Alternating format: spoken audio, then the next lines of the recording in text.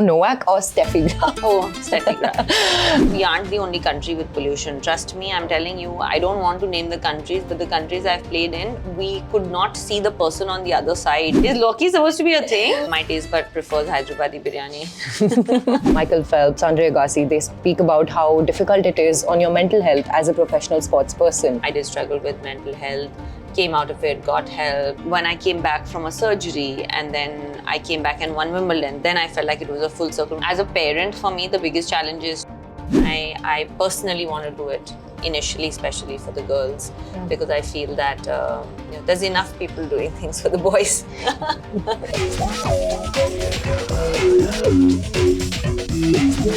Hello and welcome to Brut Plate. Joining us today is Sania Mirza, winning Grand Slams to breaking stereotypes to speaking your own mind now with the podcast and so much more. You are a champion in and out of the court. Recently, Andres Anderson said that he does not want to come to India for the India Open badminton because of the pollution. So what do you think about that in terms of the performance of a sports player and the health, and how should it be tackled? I mean, I've been to countries where the pollution was way worse than here. Okay. And I've played. And I've played outdoor. And badminton is played indoor. But so I don't know. I can't comment on an individual because I think we all have the right to choose what we want for ourselves. But I'm saying I have done it. And I mean, I don't really want to comment on somebody else's personal choice. If you ask me if I would go and play and if it was very important and it was the most important thing I needed to do, I would have done it. Okay. Because, but, everybody has a personal choice, I guess. Absolutely. How do you think that affects our capability of hosting international tournaments in India? No, I think that pollution has become a topic that a lot of people are speaking about. But we aren't the only country with pollution. Trust me, I'm telling you, I don't want to name the countries, but the countries I've played in, we could not see the person on the other side. Like sometimes it was so bad with the smog, right? And there were like warnings going out saying don't go out and don't. But what do? You're going and playing. It's one of the biggest tournaments of the year. I feel that yes, it does not show a great thing out in the media, and today I feel that social media and media has become so large as well, where if you say one thing, it's being really like publicized and goes out of proportion per se. But I just feel that I hope that we can improve, right? Like all of us want to live in a cleaner environment, so I hope it can improve. I don't think it really affects like on the larger scale. I think R&R is something that's really important for a sports person. Michael Phelps, Andre Agassi, they speak about how difficult it is on your mental health as a professional sports person. What is your perspective on that? Of course it is. And I think that what has happened is that there's finally people and influential people talking about the vulnerability and the tax, how taxing it is on your mental health to be a professional athlete. You're traveling, you live out of a suitcase essentially for your whole life. You do nothing but your sport. You miss birthdays, you miss or Christmases, you miss Eid, you miss everything. You miss Diwali, you miss everything. You don't get to spend time with your family. Your family is split up. And you have one goal, to be better than you were the day before. And that's how you kind of live your life. So, and sometimes things don't go your way. After putting all that effort, you lose. And that's not in your control, but it can take a very, very serious effect on your mental health. Not just the part of losing, but just the grueling schedule that involves. And honestly, the kind of commitment that it takes and the kind of sacrifice that it takes. So I'm so glad that people are finally speaking about it, and people are actually coming out and saying, hey, you know what, we're not robots, we're also human beings. We also have the same feeling. We also feel sad, upset, lonely, angry, while feeling joy and everything else that comes with it.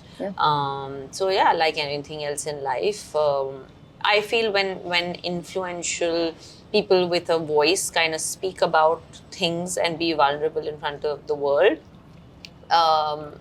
it gives a lot of courage to people. It gives a lot of courage to people to say, hey, so what? They are also going through something that we're going through, and it's okay. And it's okay to ask for help, and it's okay to go out and try to find a solution to this. Instead, it's not a stigma. It's not something that we have to sit with and be ashamed of. How did you learn this in life? I'm sure you didn't have very many people to talk to you about this, because it was back in the 90s and 2000s. Yeah, to be very honest, I struggled with my own mental health issues, and again, my parents were extremely supportive, whenever I spoke to them about it, because life does keep happening regardless of whether you're playing tennis or you're not playing tennis, and there are things that affect you outside of the tennis court as well. It's not just winning and losing. So I struggled. I had a couple of bouts of very bad depression. I was, I did struggle with mental health, came out of it, got help, did therapy, did whatever I needed to. A lot, I went through a lot, especially when I was injured, because that's when I felt that I was really struggling, because you kind of lose your sense of identity when you're forced to stop doing what you've been doing since you were 6 years old. And all of a sudden you're like sitting there and you're not able to comb your hair because I had a really bad wrist. So that's when I actually went through my first very bad phase of it, where I just didn't want to come out of my room. And, it was really, really bad. So I learned. I won't say that I always knew how to deal with it. To answer your question, I learned. There were some days that were very hard, and there were some days that you come through, and that's what makes you and shapes you into the person that you are today. Absolutely. You've put so many personal things at pause to be able to compete for India, for yourself. When did it feel like a full circle moment for you in your career trajectory or your life? So I had 20 years of professional tennis, right? Yeah. In me from 2003 to 2023. Yes. There were many moments that I felt like that. Like it was, like I felt like, for example, when I had Izhaan and I came back to playing, I felt like that was something that was a full circle moment. Yeah. Then when I came back from a surgery and then I came back and won Wimbledon, then I felt like it was a full circle. So there were many moments, it's very hard for me to say, okay, this was the moment where I felt like that. But I think one of the most satisfying moments definitely was when, you become a mother and then you have a goal for yourself and you come back, and the first tournament that I competed in, I won, which was in Hobart in Australia. So that moment is something, and I won so many bigger tournaments than that, but that moment actually is the most special because it just shows your, your commitment towards yourself, to show young mothers that it's okay to follow your dreams, even after becoming a mother. Your life doesn't need to stop just because you've become a mom. You can still, go after your goals, your dreams, and your baby and your child can come along in those dreams. Yeah. He or she does not become a hindrance in your dreams, but it actually he becomes an addition. Yeah. And being a mother is an addition to your personality. It's not the only thing that you are. Absolutely. We are many things in life as women.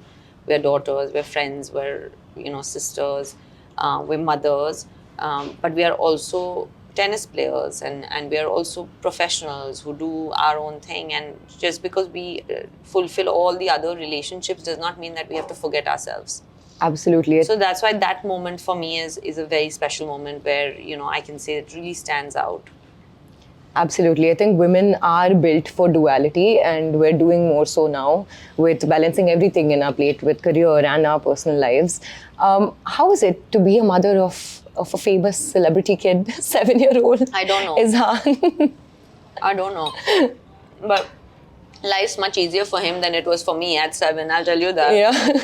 No, I don't know how it is to be as a child. I think he's starting to understand things, obviously, in terms of what fame means and stuff like that. But as a parent, for me, the biggest challenge is to obviously try to normalize his life as much as possible. Because his normal is different to other children's normal. Absolutely. Yeah.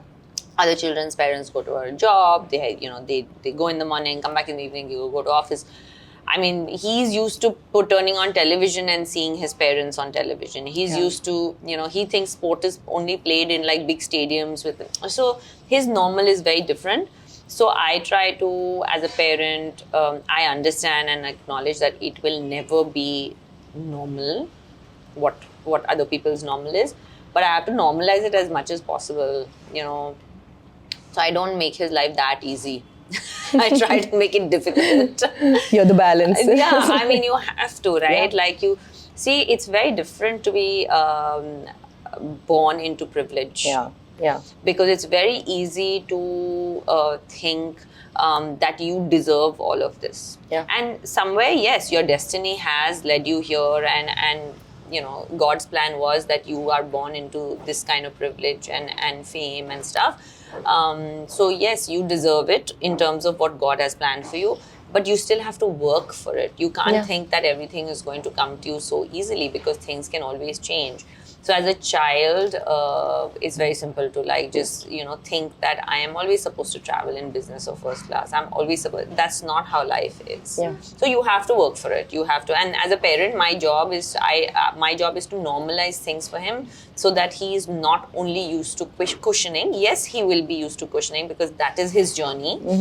But he also has to be ready for the not so cushioned part of life, because life is not a cushioned surface. There are challenges that will come up. Absolutely. I'm sure you find it very difficult to communicate with him, or do you not? Are you up not with at the all, Gen actually. Alpha lingo? No, I don't. He's 7, so he's not really, but he calls everybody bro at this point. He's obsessed with football. Okay. Yeah, Nice. he's obsessed with football. He plays tennis, he plays football, but he's obsessed with football.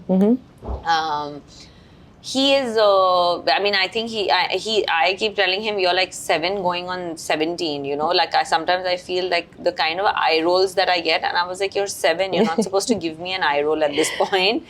But no, kids these days are different. I mean, Absolutely. they're very, very different to how they used to be, or how I remember myself being. I was like, I did not have the guts to give my mother an eye roll, I promise you. But the times have changed. And I don't find it hard to communicate. Actually, we are very, very close. And, of course, he's a baby still. But I have tried to make it into a relationship where he's able to communicate, I won't say everything, but most things to me. Yeah. And I would like it to remain that way. And that's a parenting shift that I want to make from the generation from before to now, because I think a lot of the generation before, how we grew up, the parenting and the relationship came out of fear. Yes. We have a population of over 1.4 billion. Why do you think that, except for one sport, not other sports are highlighted? And why do you think we don't rank in, let's say, in Olympics? We, of course, have the talent, but where do you think we lack? Where's the bridge? The thing is that today, where we started, I mean, I'm talking about 33 years ago. Things were very, very different. How they are today.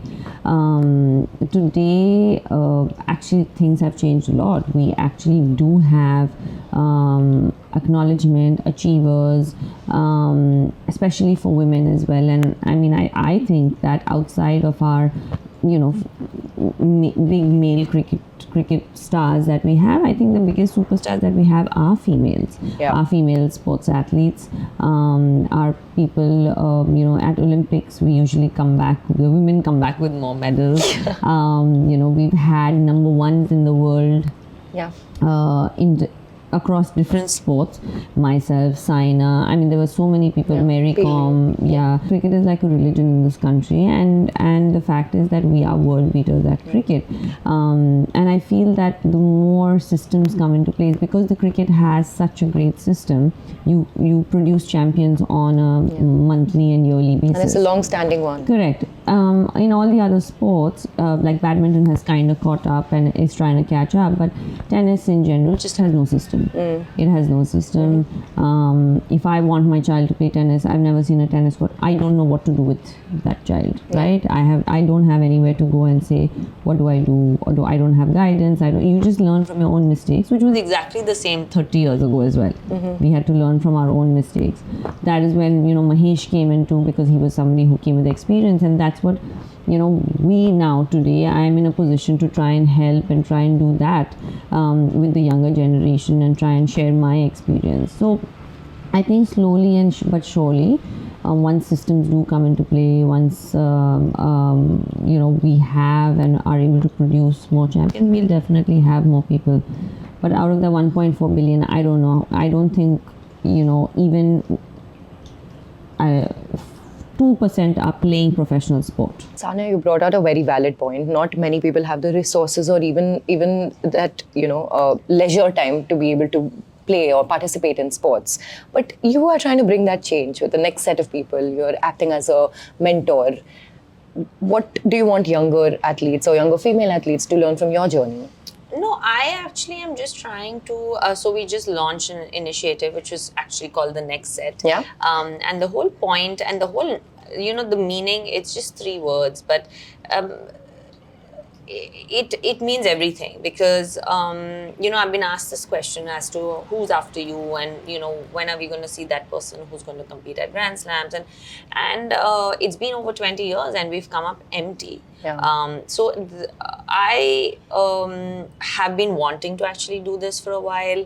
Honestly, I was caught up. It's only been a couple of years since I retired, and honestly, I've had a lot going on. But this was something that was in the works. It was something that I was wanting to do, is try to provide an equal playing platform, because I feel that we're talking about, like, the question that you asked, like, there are so many countries that don't have as many people, but they have systems in place. And they have opportunities in place. We don't have as much. It is better, but it's not nowhere close to what it should be for us to produce champions on a monthly and yearly basis. So the whole point is to try and provide them a support team, where they can have physios, coaches, trainers who can travel with them, because that is the biggest expense. And as a tennis player, I understand how much, and not many people know, as tennis players, we pay for every single thing. Okay. There is no financial aid, either from from the system, from the government, nothing, because it's an individual sport. So we pay for everything. So we pay for our own ticket, for our own support staff. And what happens in that is a lot of the people have to travel by themselves. So I'm just trying to help them, have a system in place, have physios, coaches, have at least the support staff that is, provided for. And then hopefully try and get them also some financial aid in the process. And so we've started the Next Set, and the physio is already traveling with them. Actually, we just launched it, and the physio is already on tour. The plan is to try to give them 10 to 15 weeks a year based off support staff, and then have camps based over every few months, so that we can all regroup, come together as a team, work on things that we need to for about 8-10 days, and then they can go and play again. Back into court, yeah, exactly. So that's just the plan.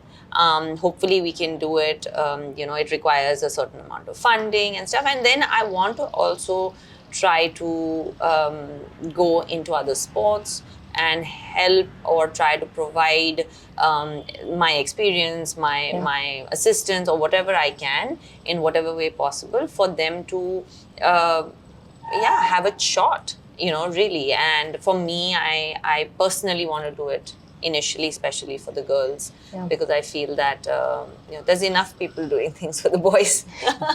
In no order of ranking these players, who would you want to play with in a doubles match, okay? This or that. Naomi Osaka or Andy Murray? Andy Murray. Andy Murray or Serena Williams? Andy Murray. I'm a big Andy Murray fan. Okay. Okay, let's see how long we can keep him. Andy Murray or Carlos Alcaraz? No, Carlos Alcaraz. Carlos or Leander Pace? Carlos Alcaraz. Okay. Rafael Nadal or Carlos? Rafael Nadal. Rafael or Novak? Ooh. So Rafa and me have been on teams together, but we didn't play because he didn't want to play the mixed. So I don't know if it counts. So maybe I should take off Rafa because he was like, no, I can't play mixed. I can't play mixed. But we were on the team together. Also, me and him, we played junior. So Novak, me, him, we've all played juniors together. We're all the same age. So between Rafa and Novak, I'll say Novak. Okay, I know this is going to change very, very swiftly now. Novak or Steffi Graf? Oh, Steffi Graf. And the last and final. Okay, but the last and final one. Steffi or Roger? No, I'm going to have to go with Steffi only because it's Steffi Graf. Absolutely. I mean, he can be my second choice. Maybe you can, you can play with the Novak, Roger and you and Steffi. If those are my choices, I'll take them. Okay, we would love to see that match. I've played with Roger, right? So that's why I'll go with Steffi. Okay, now to serious business, okay? What do you say to the people who say Lucknowi biryani is better than Hyderabadi biryani? Actually, I don't know what better. It's different though because I've had Lucknowi biryani as well. So I'm not like one of those people who, I'm a big foodie. So I'm not like, oh, only Hyderabad food is good. Like I love all kinds of food. So I actually don't mind either. But better depends on your taste bud. My taste bud prefers Hyderabadi biryani. And what's the one dish at home that you can cook really well? I can't cook anything. I can toast. Something you like to eat? I can make toast. I can In make the toaster? This is what I can make. I'm a very good eater. Cooking is not part of my repertoire. I have been very clear about that. I don't have any interest to cook. I don't have any patience to cook. But I love to eat. Okay, so, as you should. I can make good chai. Okay. What's the method you make chai in? There's Give me no a method. breakdown. I just make it well. Now I cannot explain what is the method to make chai. I put patti, I put doodh, there is a certain amount of time I will cook it for. The longer that you cook the chai, the better it becomes. Yes. The better it tastes only better. But it has to be just right where it doesn't taste too burnt. And I'm very particular about my chai. For example, I'm very like it has to be like this, otherwise I will not have the chai. I'm very particular. I'm not particular about anything. I'll eat anything. I have survived on ketchup and pasta. When we used to go in East Asia to eat because there was nothing else that we could find in like the very like in China and Chinese Taipei when we used to go. But chai I cannot compromise on. Okay. Okay, I have a few questions, but we got to be rapid, okay, about this. One sport you love watching, but never played seriously? Football. Okay. Do you play a little bit? I mean, I play with my son, but I don't think that's counted. Okay. In your standards, it's not. Okay, what's tougher, a really long rally or a really long press conference? A really long press conference. Okay. One habit from your playing days that you still haven't forgotten or left? Exercise. I think that is something that I will stay with me for the rest of my life. And eating healthy. Yes. One athlete. This is not mine. If somebody else, this is hers. This pancake. Yeah, guilty. Okay, one athlete, any sport you'd love to have dinner with? Any sport. I mean, I've had dinner. I'm thinking. I've had dinner with a lot of people. Had dinner with everyone. I've had dinner with a lot of people. Let's see. Of course. Michael Jordan. Okay. That's still pending? Yeah. Okay. One person that you have had dinner with that blew your mind, the conversation? I mean, I don't know.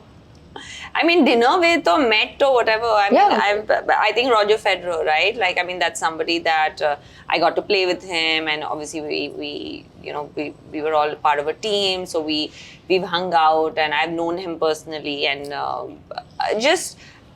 the amazing part about Roger is that he's a genius, but he's so regular outside, right? And you think that geniuses are geniuses, you're expecting to be thoda different. He's the most amazing, like he's so relaxed and he's so chilled out. Like, yeah, I think him. Wow. Okay. One food that's overrated but you don't like. One food. I I like most things, to be very honest. I'm just not vegetarian things. I don't Fair. Same. I agree. I don't like.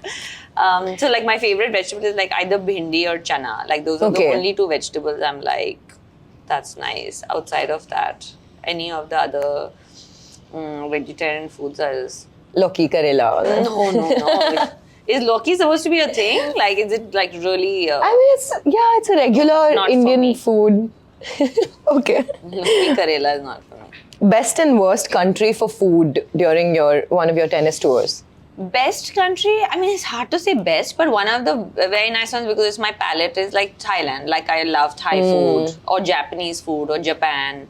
So like my palate is, I really like those kind of meals or cuisines. Worst?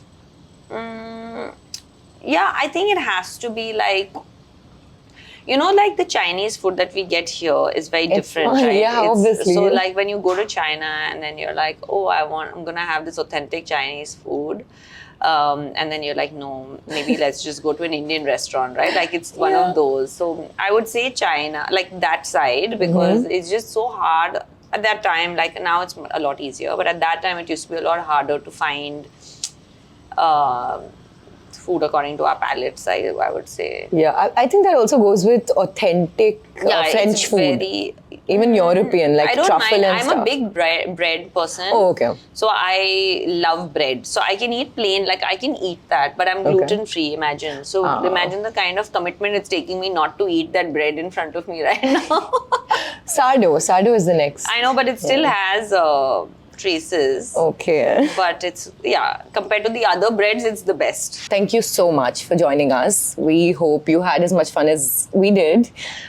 Would you like to say something to our Brut audience? No, just thank you so much for having me. It was really fun. Usually we don't get fed on our interviews, so thank you. Not like you ate anything. I will. When the camera's off, I don't like to eat and talk together. But no, thanks for having me. It was a lot of fun.